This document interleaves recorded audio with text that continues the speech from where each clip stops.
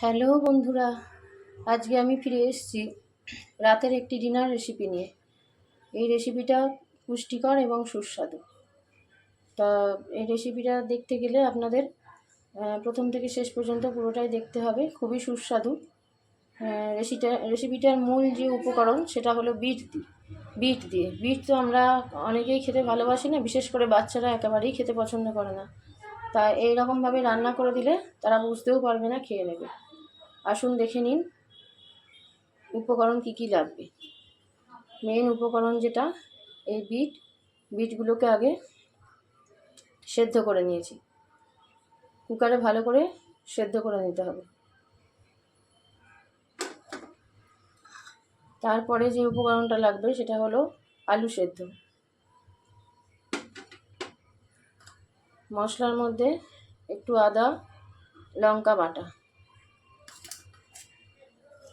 আর বাদাম ভাজা। তাহলে আসুন শুরু করে দিই।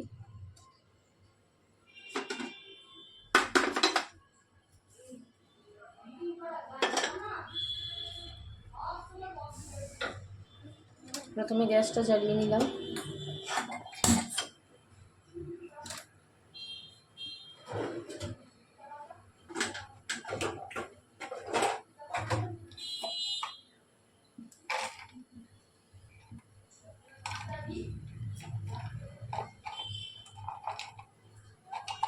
এইবার তেল দিয়ে একটু গরম মশলা ফোড়ন দেবো। গরম মশলার মধ্যে অন্যগুলো কিছুই দেবো না, একটু অল্প করে দারচিনি দেব।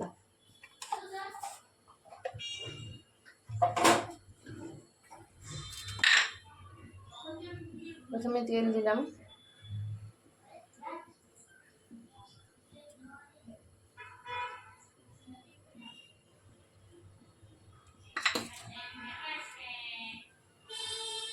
এর মধ্যে এই দারচিনিগুলো দিয়ে দেব।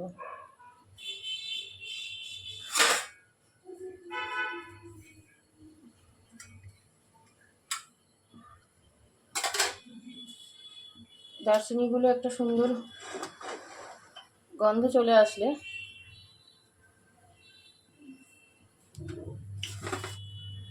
এবারে প্রথমে বিটগুলো দিয়ে দেব।